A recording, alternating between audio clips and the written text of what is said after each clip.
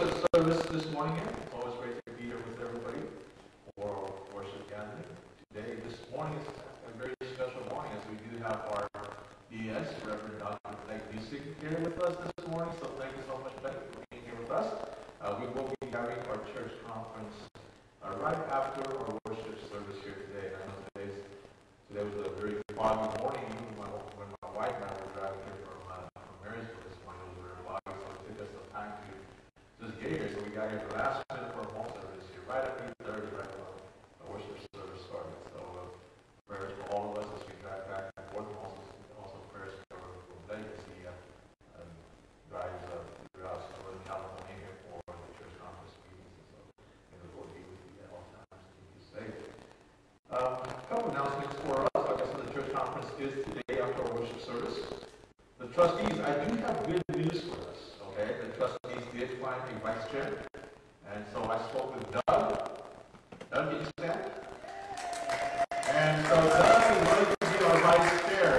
Okay, so he'll be our vice chair, and then we still need a secretary though. So if anyone is interested in that, please do let me know. And today we're also voting for our new members for our board of trustees and also for all of our leadership here. So we'll be doing that at the church conference. And then we're also looking for people to help serve during coffee hour. And there's a sign-up sheet in the map that you can sign up with.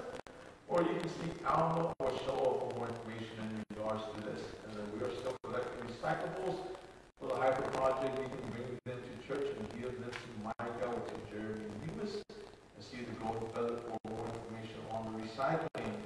And so at this time, also, I want to invite anybody who has any other announcements. You can make that this time.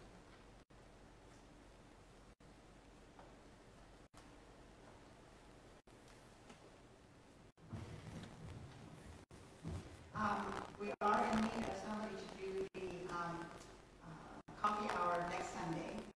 So if anybody's feeling willing and able, there's a sign-up sheet out there, or just let me know. We'd sure appreciate it. And then December is empty, so you'll just use that pen as much as you like. Linda also wanted me to let you know that there was a mailing that she sent out, but she put the wrong date on it for our Christmas circle. It's supposed to be Monday the 7th, or Monday the 7th? Or it's Monday the 6th. Sorry. Here I am. And she had the 7th on. So it's on Monday at 1 o'clock at Janet's house for cookie plates that we do for those who are not able to get out. And we have a fun time. So, Jolie? And also, the women's shelter. Yes. The women's shelter. At the reservation, we always bring things for the women. Yes, yeah.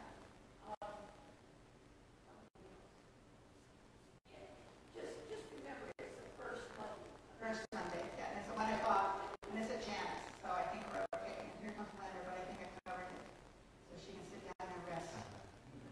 And thanks to Larry and Glenda for having our coffee hour today.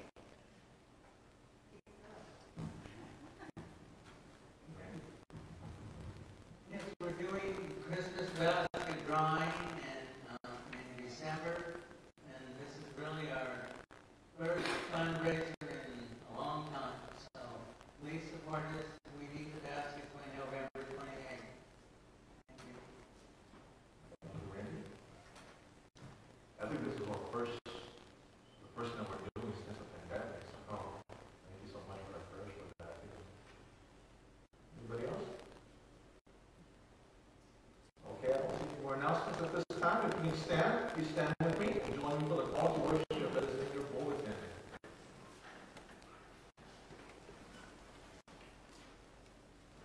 Come, lift up your hearts to the Lord. And you we trust.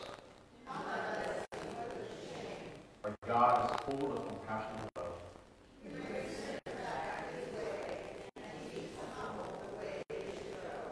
Show us the right path, O Lord.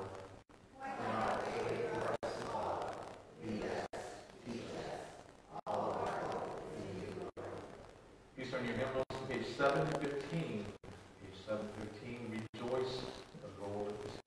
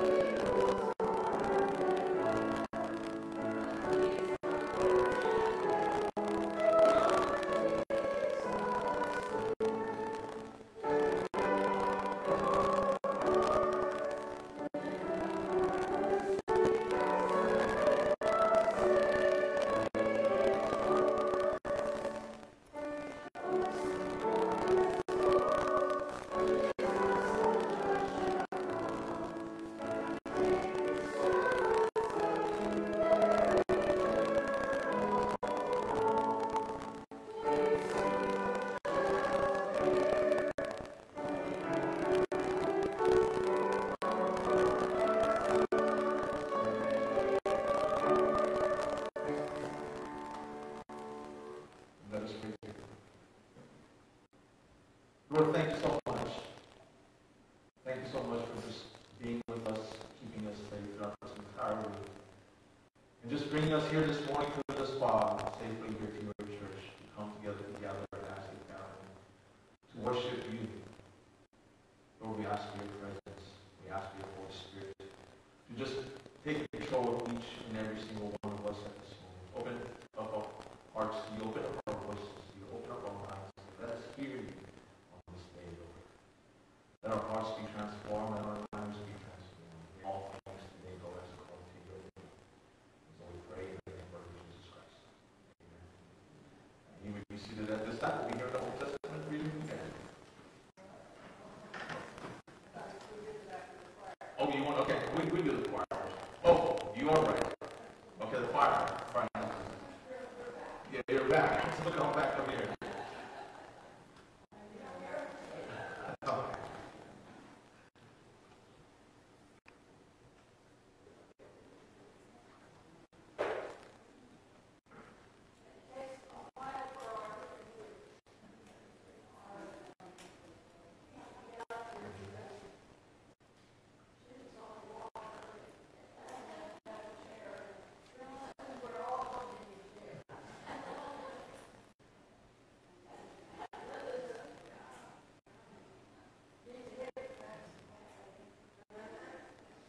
Take your time.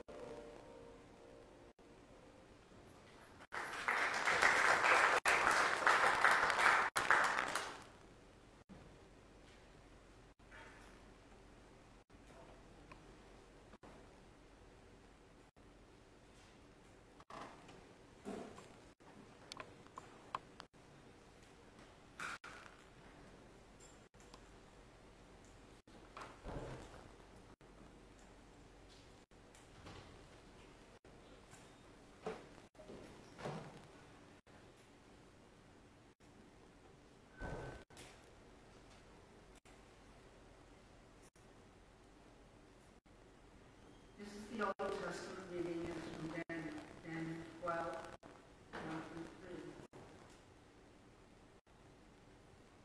At that time, Michael, the archangel, who stands guard over your nation, will run. Then there will be a time of anguish, greater than any since nations ever seen in existence. But at that time, every one of your people whose name is written in the book will be rescued. Many of those whose body is dead and buried will rise up. Some to everlasting life, and some to shame and everlasting disgrace. Those who are wise will shine as bright as the sky, and those who do many righteousness will shine like the stars forever. The word of God for the people of God.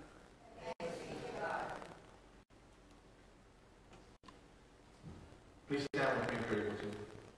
Turn your hands to page 512. Page 512, stand right here.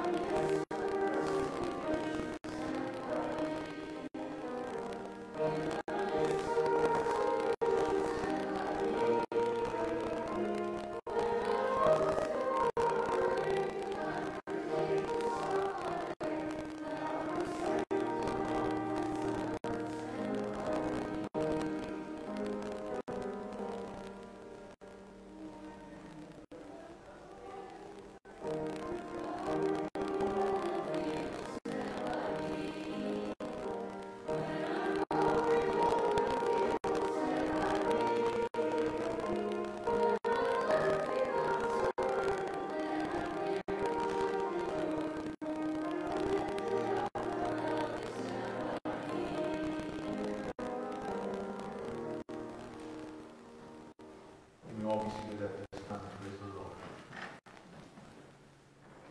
It is time for us to share our joys and our concerns. And so if you have any prayer requests, any joys, any concerns that you would like to share with us at this time, you are more than welcome to do so.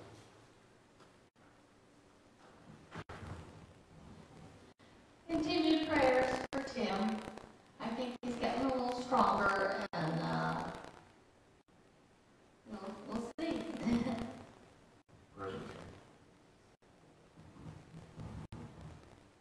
Well, I give thanks for a lovely week in Puerto Vallarta with Shirley Walter. Those of you who remember Shirley and Daryl. It was a lovely time down there, and I'm very thankful for safe travels, especially last night coming home from the airport late with all that fog. And anyway, it was a really nice trip, and I just praise God for being able to go and enjoy a week there. And anyway.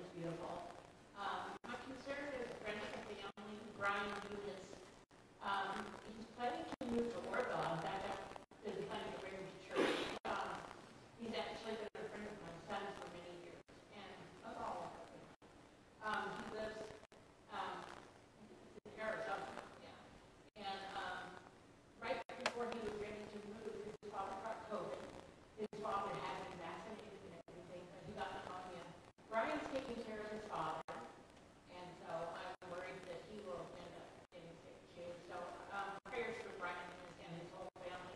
And also they had promised to leave their house there because they were moving out here, and now they can't because they are, they're not allowed to leave the house at all. So he's not sure what's going to happen. So just prayers for that whole ministry. Thank you.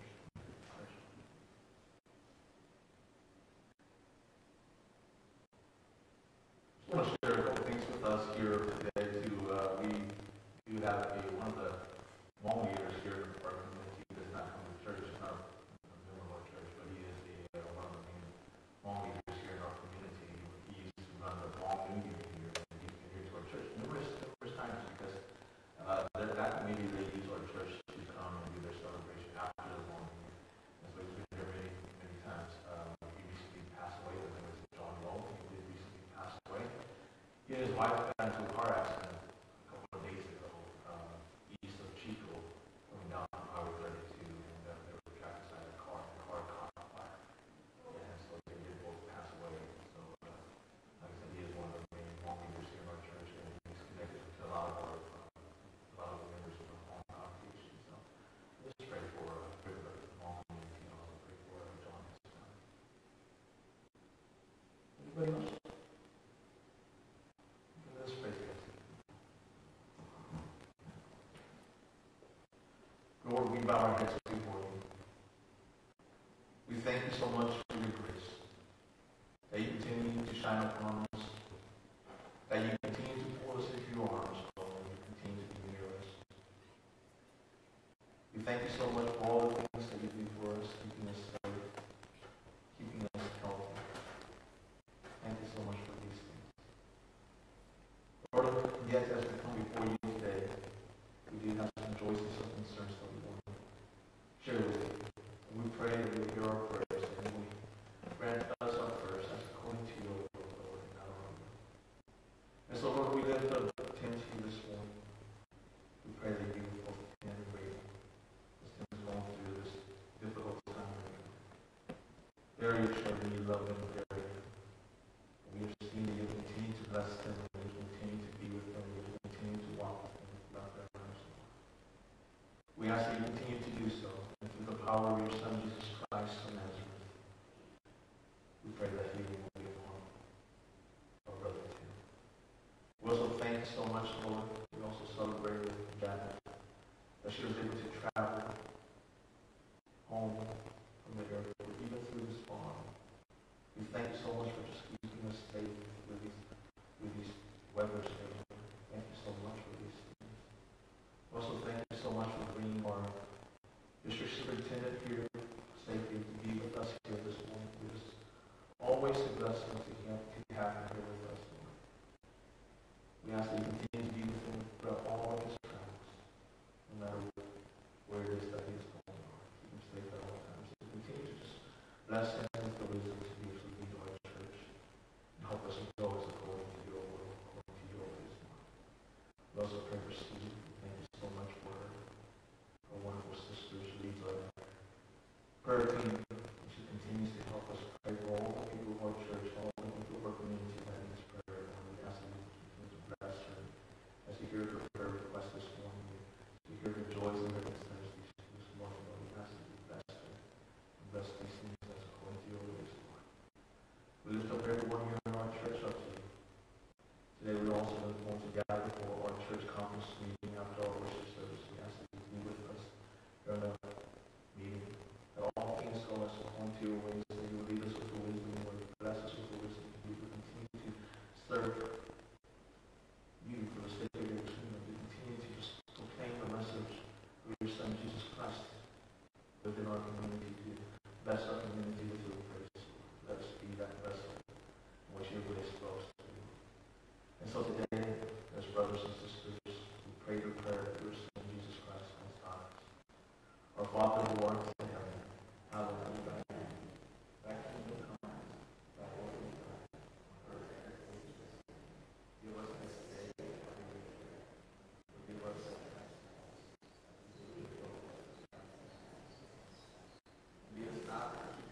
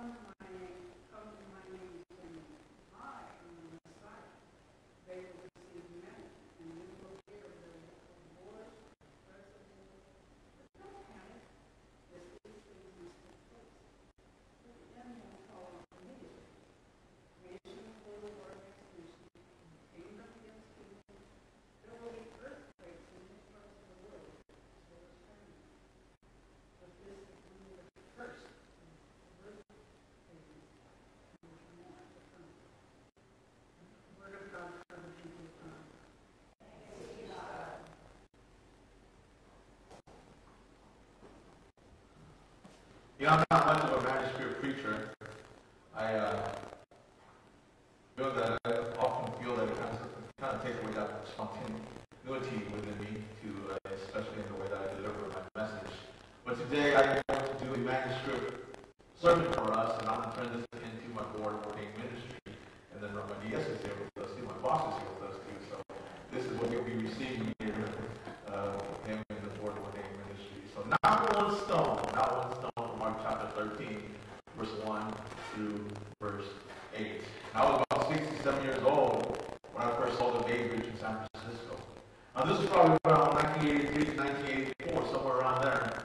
And we were living in Sacramento at that time, and my father was attending adult school.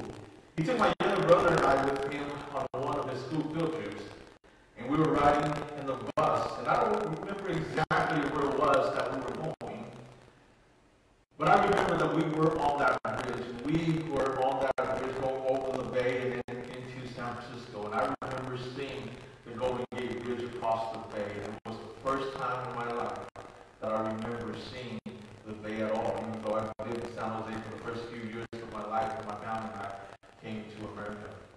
Both my brother and I, on that day, we were so excited that we both squeezed up together against that window, that bus window right there. We were just squeezed up against that window just to look at everything that was in the bay. And there were ships, there were sailboats, there were all kinds of things in that bay that really excited little kids. I was just saying all of how breathtaking that view was and how that bridge was, but at the same time, being that I was about 6 or 7 years old at that time, I was afraid of how high we were up above the water. So after I caught a few glimpses of that bay, I got away from the window and I went to sit on the floor of that bus to try to hide myself because of the fear of just being so high above the water. But still, it was an amazing sight indeed, especially for a kid at that time who had never seen anything like that. But nowadays, I just hate going to the bay because now I am the one that has to drive us through the traffic, right? But my children, they love the city. They love going over there. They also want to go over and just tour around and just walk around. And also, there was this one time that I sat in a car while one of my uncles drove us through Oakland. And we went over and over past Oakland, and I could see straight into the old Oakland Coliseum. And at that time, I've never been inside a football stadium before. But I watch football. I watch football every Sunday, and I've been in football since I was about 8 years old. And so all of the kids, they were reading books such as Charlotte's Web, The Cat in the Hat, Where the Sidewalk Ends, etc. I was actually in the library checking out football books from the school library, and I was reading about the NFL. And so instead of reading these other books, I was reading about the 49ers. I was reading about the Raiders. I remember reading about guys like Grant Tarkington, Bart Starr, Terry Bradshaw.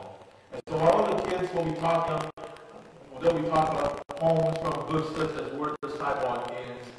I was reading and I was talking about Joe Namath and the New York Jets' upset victory over the Baltimore Colts in Super Bowl III. At that time, I had a hard time choosing whether to be a 49er fan or a Raider fan because they were both from Northern California. But eventually, I did choose the 49ers because they were doing much better in the late 80s. And then my wife, she would often tell me that my older son is a lot like me in that way because he's also a very big sports fan. Especially with the internet nowadays, he can tell you almost every stat of all the more popular players in the NFL and the NBA. He can tell you how tall they are. He can tell you how much they weigh. He can tell you how many points they score and so forth and so forth. But back to that Oakland Coliseum, just being able to see into that stadium, just being able to see into that Oakland Coliseum from a distance was an astonishing sight for me as a kid. And of course, there's all these movies with special effects that we watch every day in our life. I remember the first time I saw Christopher Reeve flying on the TV screen as Superman. And that was just something for me to really behold at that time. Now, whether you believe this or not, this is true. Many Hmong people in the Thailand refugee camps back in the late 70s and early 80s, they refused to come to America because of the movie King Kong. Because after watching that movie, they were under the impression and they thought that America had all these massive caves that were just waiting to kidnap your women and eat you. I want you to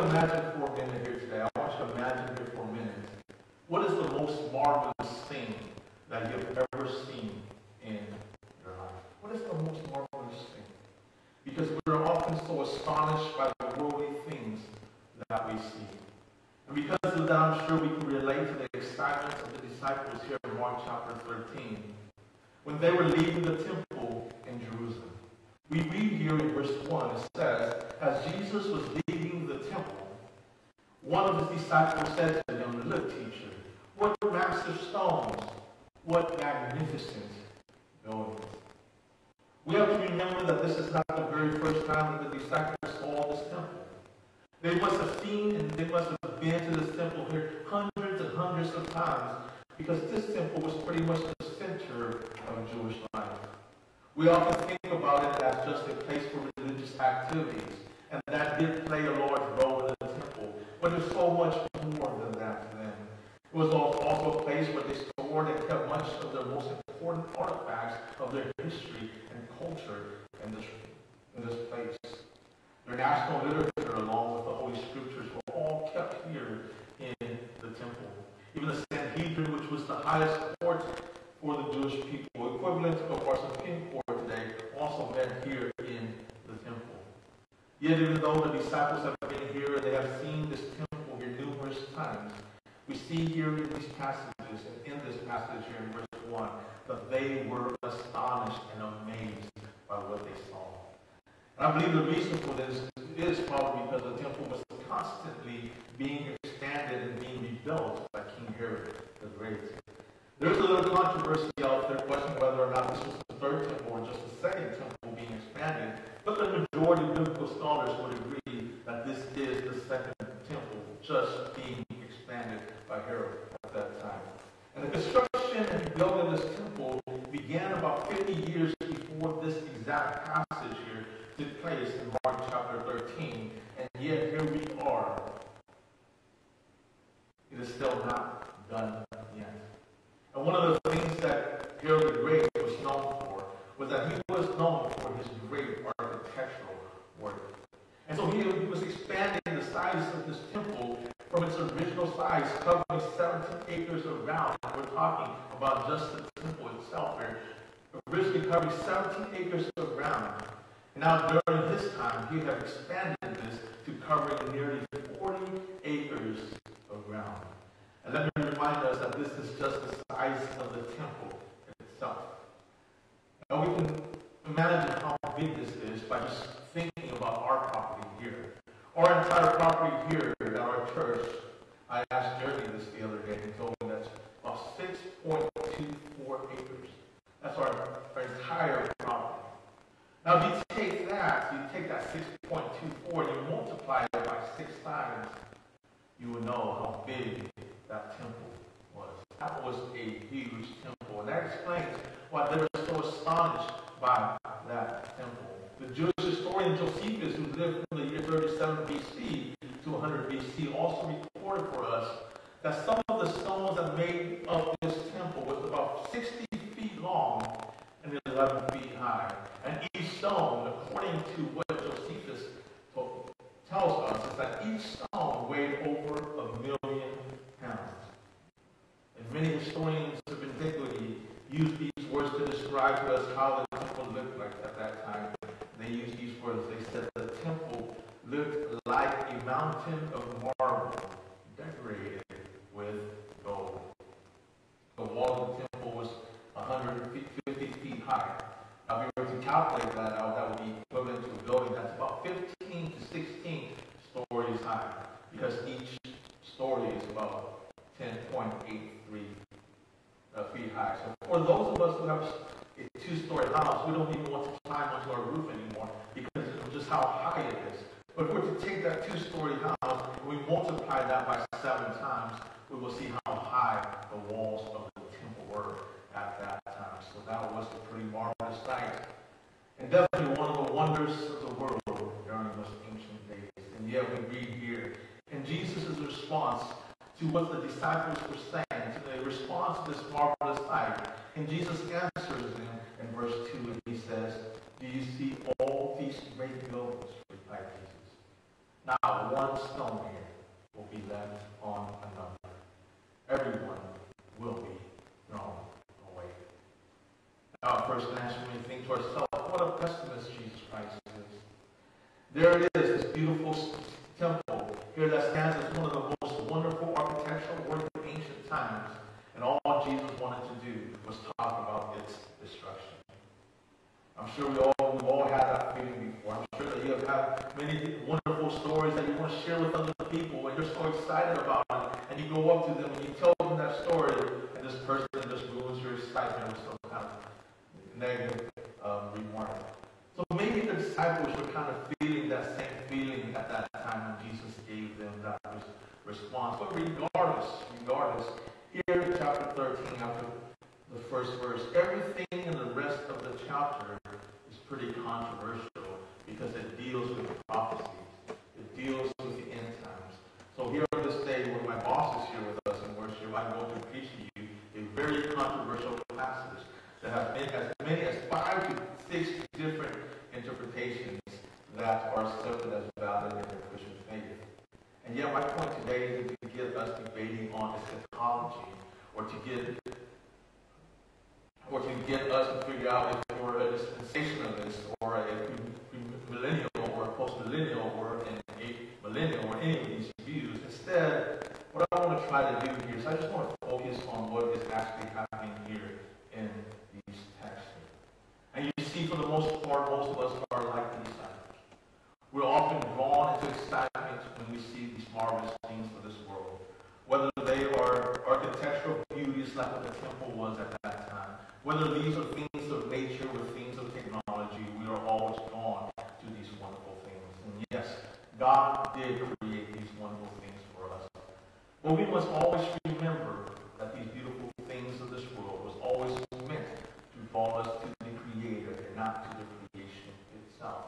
And this is a danger that every generation of every culture often faces, is because we forget about the Creator when we see the creation. And the Word of God says this in Romans chapter 1, verse 25. He says that they exchanged the truth of God for a lie, and they worship and serve the creature rather than the Creator, who is forever worthy of praise.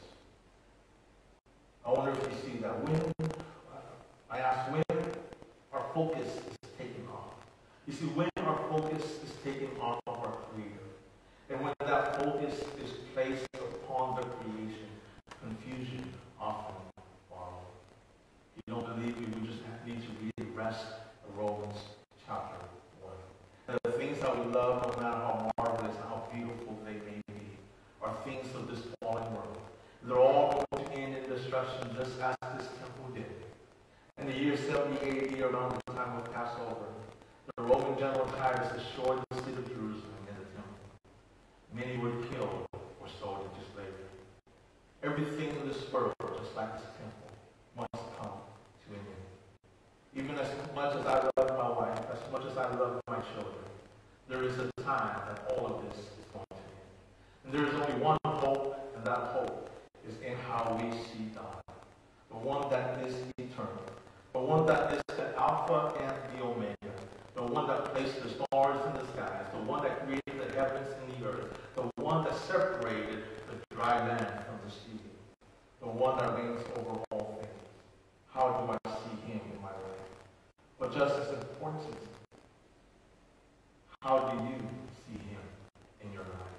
And how are you seeing him in your life today? Isaiah spoke about how he saw God. He said in Isaiah chapter 6, verse 1 and verse 5, he says, in the year that King Uzziah died, I saw the Lord sitting upon a throne, high and lifted up. The train of his robe filled the temple. Above him stood the seraphim. Each had 6 wings. With 2 he covered his face. With 2 he covered his feet. And with 2 he flew. And one called to another and said, Holy, holy, holy is the Lord of hosts. The whole earth is full of his glory. And the foundations of the threshold shook at the voice of him who called. And the house was filled with smoke. And I said, Woe to me, for I am lost, for I am a man of unclean lips, and I dwell in the midst of a people of unclean lips. For my eyes have seen the King, the Lord of hosts. As we go through these past couple of years with all this unrest in our nation, as we move forward into the year 2022, let me ask you this. Do you still see the Lord sitting Do you still see him high and lifted up in your own life? Do you still see the train of his robe filling the temple of your life? Do you see what Isaiah is saying here in his vision of the Lord? He is saying here that even the most beautiful of all creation, from the beginning to the end, these seraphims, these angels, the most beautiful and majestic created things that God ever created. Even these things were flying around God and worshiping him. That as they were flying around God, they were covering their faces, they were covering their feet. And they were calling out to the Lord, holy, holy, holy. These are the most beautiful of all God's creation. And yet in his presence, all they can do is stand in awe of who God was. And so here they're acknowledging that even in their majesty and even in their beauty, they are simply just created things. And only he is the creator. And so today what I want to do is I want to call us to set our eyes upon the Lord. I want to call us to set our eyes upon eternal things. Yes, these past couple of years have been tough for all of us. It's been tough for our country. It's been tough for this world. It's been tough for our church. Some want to keep churches closed. Other churches, they want to open up the church no matter what happens. There's so much distraction out there, even in our Christian community itself. Some churches out there are always arguing and they believe that by closing the church we are not being faithful. Others are saying that by opening the church we are being irresponsible. We hear all these distractions with us. And people often get angry and upset over these things.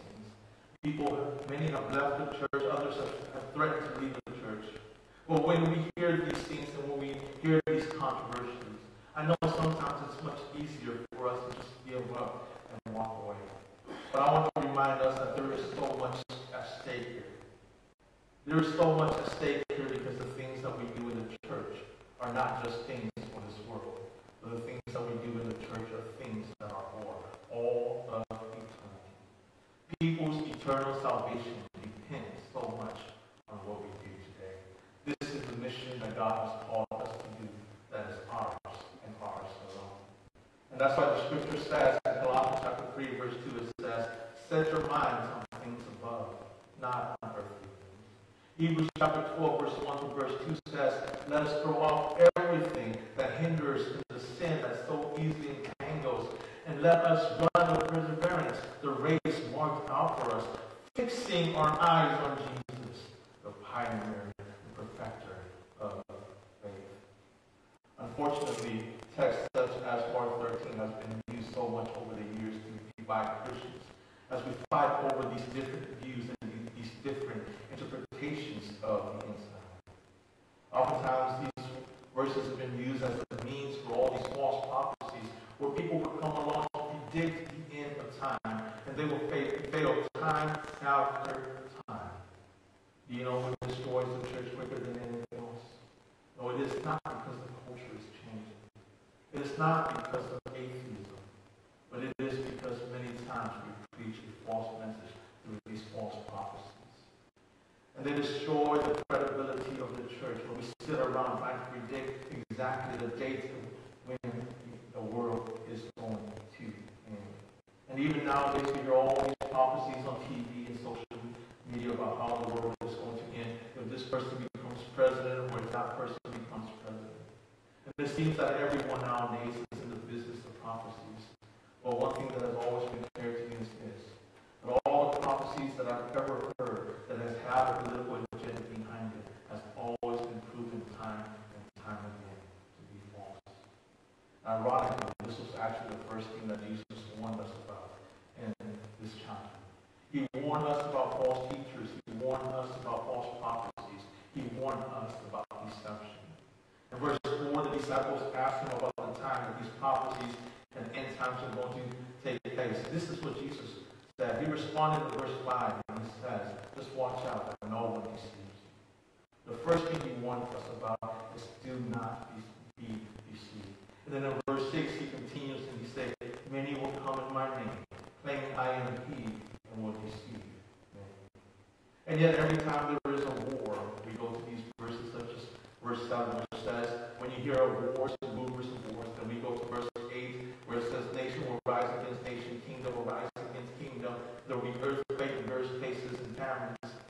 These are the beginning of the birth pains. Then what do we do with these verses? What do we do after that? We come back and we say China is doing this, Russia is doing this, North Korea is doing this. So this must be the end of the world. And we start picking dates as to when the world is going to end. We start predicting as to when the world is going to end. I don't know if we realize how silly we sound sometimes. Since when in human history was there no rumors of wars? Since when in human history has nations not rise up against nations and kingdoms have not rose up against kingdoms? Since when in human history has there not been famine? You see, we are already living in the end times. We are already living in the time in which Jesus Christ says are the beginning of the birth pains. So what are we to do? Are we to sit around and make these false prophecies? Are we to sit around and predict the day in which the world is going to end? No, that's like sitting around and trying to predict the day that we are going to die. Jesus Christ has already given us the answer to this question. He's already given us the answer to when the world will end. He says in verse 32, he simply says, no one knows. Can you accept that? Can we accept that? Then in verse 35, he tells us what we are to do. And he says, therefore, keep watch, because you do not know. Then the last thing he says in this chapter, verse 37, he said, what I say to you, I say to everyone. Watch. You see, we have not been called to predict the end of the world. Instead, we've been called to keep watch. That means to be ready, to be prepared. It doesn't mean to sit around and start putting dates to the end of the world, but just to be ready, to be prepared, to prepare ourselves for that time. And as we keep watch, the mission has always been to preach the gospel. The gospel to the ends of the world, as Jesus stated in verse 10, the gospel must first be preached to all nations.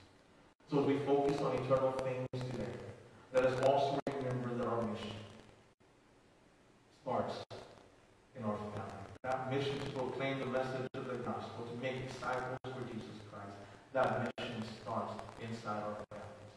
And it starts inside our church with our children. And let us proclaim to them who Jesus Christ is. Let us focus ourselves back on Jesus Christ. Teach them who this wonderful Savior is, so that they would know of eternal things rather than of worldly things. Because as Christ stated about the things of this world, he said, not one stone here will be left on another. Every one of them will be thrown down. All the things that we see, brothers and sisters, all the marvelous things that we see in this world will be destroyed. But there is one that will be forever, and that is Christ himself. That is the one who we need to focus on. Let us pray. Lord, we thank you so much for your message today. Lord, we know that oftentimes as we go through life, as we go through troubles, as we go through conflicts, even as we go through this pandemic, Lord, many times we often take our eyes off of your Son, Jesus Christ, and we put our eyes upon worldly things, Lord. We ask for forgiveness. We ask for forgiveness for these things. We ask that you just draw us close to you, Lord, and keep our eyes, keep our focus on your Son, Jesus Christ, from here on out. Help us grow. Help us live out the mission that you've given to us. Let us proclaim the messengers of your Son, Jesus Christ, to all the people of our church, to the children, the youth of our church, also to the people of our community. So, Lord, we lift up your message to you on this day. We lift up everyone up to you on this day in the name of our Lord Jesus Christ. Amen.